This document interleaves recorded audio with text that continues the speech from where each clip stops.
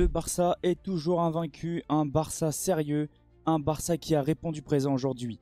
Salut à tous les frérots, j'espère que vous allez bien et que tout se passe pour le mieux de votre côté. On se retrouve aujourd'hui pour une nouvelle vidéo, je vais vous débriefer le match Barcelone-Girona. Mais avant que la vidéo commence, merci à tous ceux qui vont liker, commenter, partager et s'abonner. C'est grâce à vous que j'en suis là.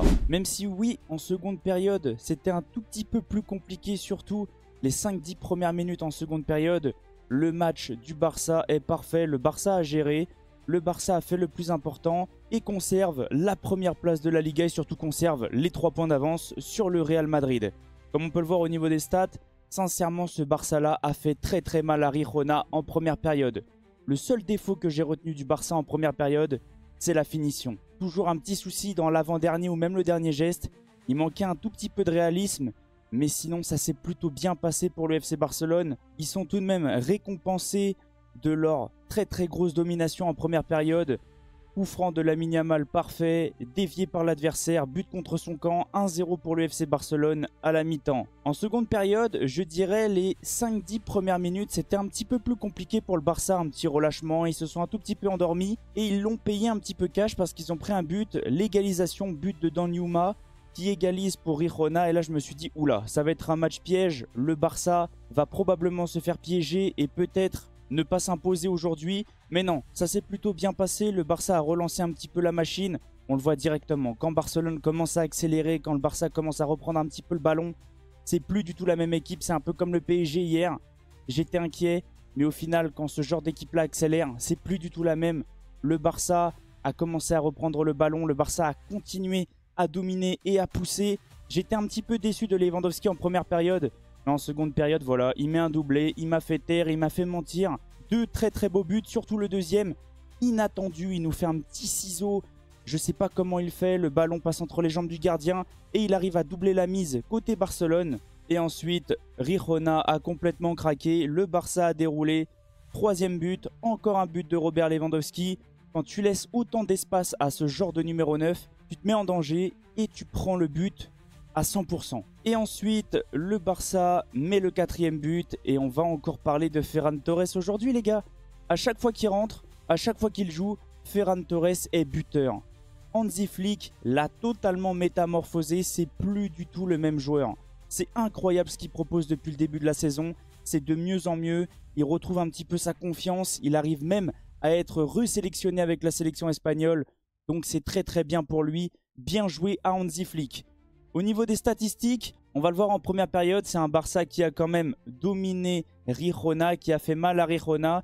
Mais je trouve qu'il manquait un petit peu de réalisme dans le dernier geste. Ça s'est vu parce que le Barça n'arrivait pas à marquer et a réussi à marquer sur un but contre son camp. Et en seconde période, comme je vous ai dit, les 10 premières minutes très moyennes, un relâchement. Mais ensuite le Barça a déroulé et a fait ultra mal à cette équipe de Girona. Au niveau du classement, le Barça reprend les 3 points d'avance sur le Real Madrid, 9 sur l'Atlético de Madrid, se met à l'abri avant d'affronter l'Atlético de Madrid en coupe. Comme tout le monde le sait, il y a le match retour, il y a eu 4 partout au match aller. Sincèrement, c'est un match que je recommande énormément. Pour tous ceux qui ne savent pas quoi regarder, regardez bien ce match-là parce que ça va être ultra intéressant.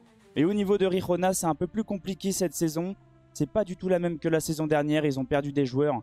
Et il commence à reculer de plus en plus tout en bas de la Liga. Maintenant que je vous ai donné mon avis concernant le match, que je vous ai dit un petit peu tout ce qui s'est passé, j'aimerais parler de quelques joueurs qui sont très intéressants depuis quelques matchs. Ferran Torres, ça tout le monde le sait, tout le monde l'a remarqué, qu'il soit titulaire ou même quand il rentre, il est buteur et il est très intéressant. J'ai repéré aussi Frenkie de Jong. Je trouve que ça va de mieux en mieux. Il commence à retrouver un petit peu son football. Il est de plus en plus à l'aise. C'est agréable à le voir jouer. Et j'aimerais aussi parler de Martin parce que beaucoup le critiquaient en début de saison. Et je trouve que c'est de mieux en mieux. Il commence à rentrer un petit peu dans la rotation. Il commence à grappiller un petit peu des minutes. Et c'est très bien pour lui. C'est très bien pour le Barça. Parce qu'au moins Baldé a une doublure. Maintenant, on va pouvoir se concentrer sur la composition du FC Barcelone. Sur la compo que Hansi Flick a mis en place. Comme d'habitude, un 4-2-3-1 très classique. Avec Chesney dans les buts, une défense, les latéraux, Martin Koundé, une charnière, Martinez Araujo, un milieu à 3 avec 2 points de basse, Eric Garcia Pedri, accompagné de Fermin, et une attaque à 3 avec des ailiers Gavi Yamal et un numéro 9, Lewandowski. Au niveau des notes, j'ai mis 8 à Hansi Flick parce que pour moi, il fait une nouvelle fois le plus important. Il s'impose et il améliore la différence de but du FC Barcelone. Au niveau de Chesney, je lui ai mis 7. Je ne l'ai pas trop vu, mais je ne vais pas lui mettre une note catastrophique. Au niveau de la défense, on va déjà se concentrer sur les latéraux. Et comme je vous ai dit, j'ai beaucoup aimé le match de Martin. Donc je lui ai mis 7,5. Koundé 7, comme d'habitude, très fort défensivement et offensivement. Au niveau de la charnière, Araujo, je pense que moi j'ai été gentil. Il y en a qui vont être un peu plus méchants concernant le joueur. Je lui ai mis 6,5 parce que c'est à cause de lui que le Barça prend le but. En plus, des fois, techniquement, c'est un peu approximatif. Il y a des contrôles des passes qui sont pas bonnes. Il perd des ballons. Donc, pour moi, il ne mérite pas une note au-dessus de 6,5. Inigo Martinez, plutôt solide. Je lui ai mis 7. Eric Garcia, match mid. Je ne l'ai pas trop vu. Donc, je lui ai mis 6,5. Une nouvelle fois, Pedri. Gros match, que ça soit techniquement. Il arrive un petit peu à garder le ballon pour pouvoir calmer le jeu. Pour pas que ça parte dans tous les sens. Ce joueur-là est trop fort. Tu peux pas lui piquer le ballon. Fermin, j'ai beaucoup aimé son match aussi. Et je crois que c'est lui qui fait la passe D à Lewandowski de la tête. Il a fait l'effort de sauter alors qu'il est tout petit. Je lui ai mis 8. Au niveau de l'attaque, j'ai bien aimé le match de Gavi. C'était pas non plus une catastrophe. Je lui ai mis 7,5. Lewandowski, double buteur. Je vais quand même mettre les buts. 8 sur 10, même si en première mi-temps c'était un petit peu compliqué. Lamine Yamal est quand même à l'origine du premier but. Il a failli marquer aussi. La frappe sur la barre est incroyable. Sincèrement, ça aurait pu être un but exceptionnel.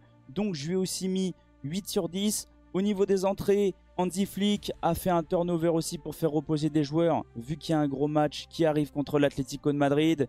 Il a fait sortir Gavi pour faire rentrer Frenkie de Jong. Et comme je vous ai dit, j'ai beaucoup aimé son entrée.